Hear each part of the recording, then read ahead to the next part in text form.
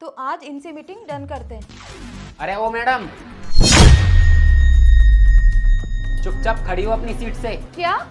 How dare you! अरे ओ madam, या अपनी अंग्रेजी बंद कर ले। 2-4 अंग्रेजी के वर्ड का सीख गई, हमारे यहाँ अंग्रेजी बोल रही है।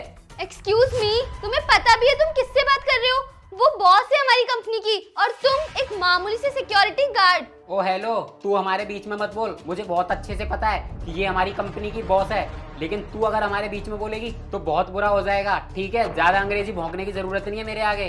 मैम देखिए इसे किस तरीके से बात कर रहा है ये। दीपक, तुम्हारी हिम्मत कैसे हुई इस तरीके से बात करने की? और क्या तमाशा लगा रखा है तुमने ये? क्या बोला मैडम तुमने? तमाशा? तमाशा मैंने नहीं, तमाशा तुम लोगों ने मेरा बना रखा है। अरे मैं यहाँ का गार्ड हूँ और मेरा काम क्या है? गेट पर खड़े होने का। और तुम लोग क्या करते हो मेरे साथ? तुम लोग अपने सारे पर्सनल काम मेरे से करवाते हो। कभी चाय लिया, कभी हमारे लिए खाना लेकर आ। अरे तुम लोगों ने समझ क्या रखा है मुझे? अरे मैं तुम लोगों से गेट पर खड़े होने के पैसे ले रहा हूँ, ना कि तुम्हारे ये नौकर वाले काम करने के। मैं तुम्हारा कोई नौकर नहीं हूँ। तुम लोगों ने तो अपना नौकर ही समझ रखा है। जब बात छुट्टी की आती है तो तुम लोग मुझे छुट्टी नहीं देते हो। दीपक, तुम्हारा काम है नौकरी करना और तुम यहाँ नौकरी करने के लिए आते हो। और ये मेरी कंपनी है और तुम मुझसे किस तरीके से बात कर रहे हो पता है तुम्हें? ओ अच्छा मैडम, मैं तो भूल ही गया, ये कंपनी तो आपकी है। लेकिन आपको पता है मैडम, अगर मैं इस कंपनी से चला गया तो आपकी 2 दिन में ये कंपनी बंद हो जाएगी। Oh really? मतलब कुछ भी बकवास कर रहे हो ना तुम। तुम्हें क्या लगता है कि ये जो कंपनी है वो तुम्हारी वजह से चल रही है? हाँ बिल्कुल, ये कंपनी मेरी वजह से चल रही है। एक्सक्यूज मी, अगर तुम्हें ये लगता है ना कि ये कंपनी तुम्हारी वजह से चल रही है तो तुम यहाँ से जा सकते हो। फिर मैं भी देखती हूँ ये कंपनी कैसे बंद होती है। हाँ हाँ, जा रहा हूँ मैं, और अब बचा लेना अपनी कंपनी को। हाँ हाँ निकलो, हमें कोई जरूरत नहीं है तुम्हारी। मैम मेरे तो बिल्कुल समझ में नहीं आ रहा, ये दीपक जिसने आज तक एक एम्प्लॉय से ऊंची आवाज में तक बात नहीं करी, वो आज आपके साथ में इतनी बदतमीजी से बात कर रहा है।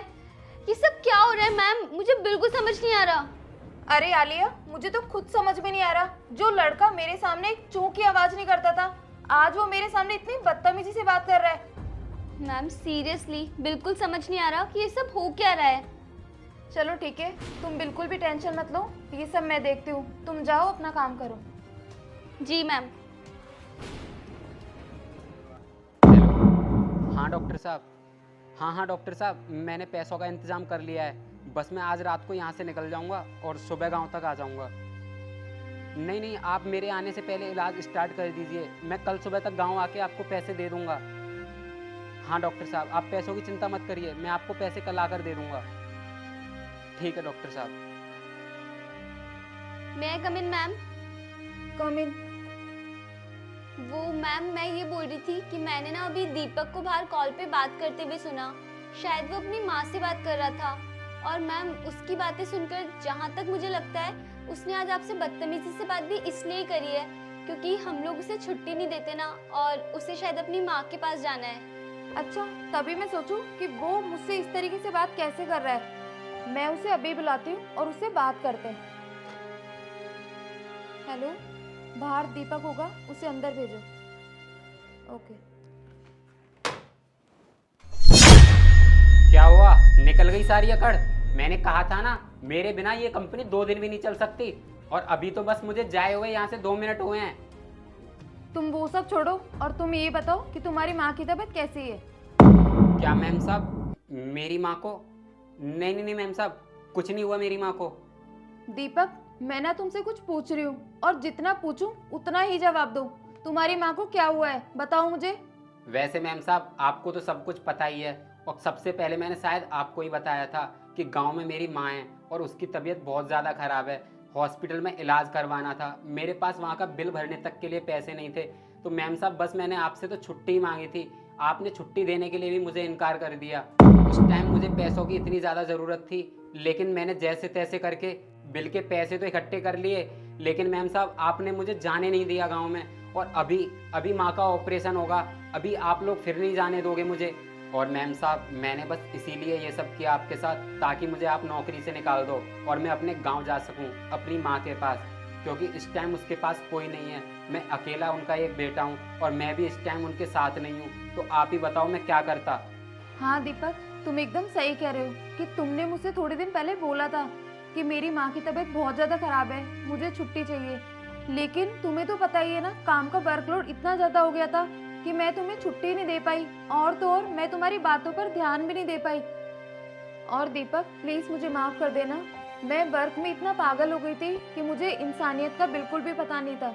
और हाँ, तुम अभी एक काम करो, अभी के अभी अपने गांव निकल जाओ, और माँ के इलाज में जितने भी पैसों का खर्चा आएगा वो सब मैं दूंगी। तुम बस एक कॉल करना और बता देना तुम्हें कितने पैसों की ज़रूरत है, मैं तुम्हारे अकाउंट में भिजवा दूंगी। वो सब तो ठीक है मैडम, लेकिन आप मेरे लिए इतना सब कुछ क्यों करोगे? अगर मैंने गलती की है तो उसका सुधार भी मैं ही करूंगी।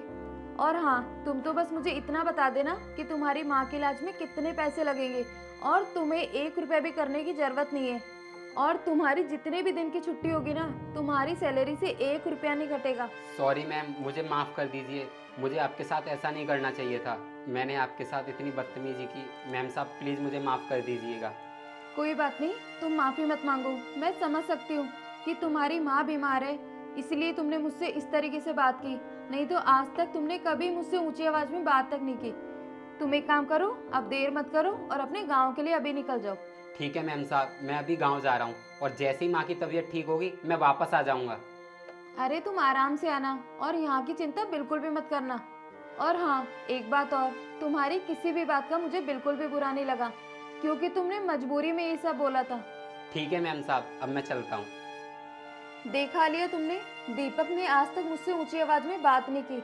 वो तो आज उसकी माँ की तबीयत खराब थी, इसी वजह से उसने ऊंची आवाज में बात की। हाँ मैम, आप एकदम सही बोल रहे हो। शायद उसने ना इसीलिए ऐसा किया था, और हम लोग तो कुछ और ही समझ रहे थे।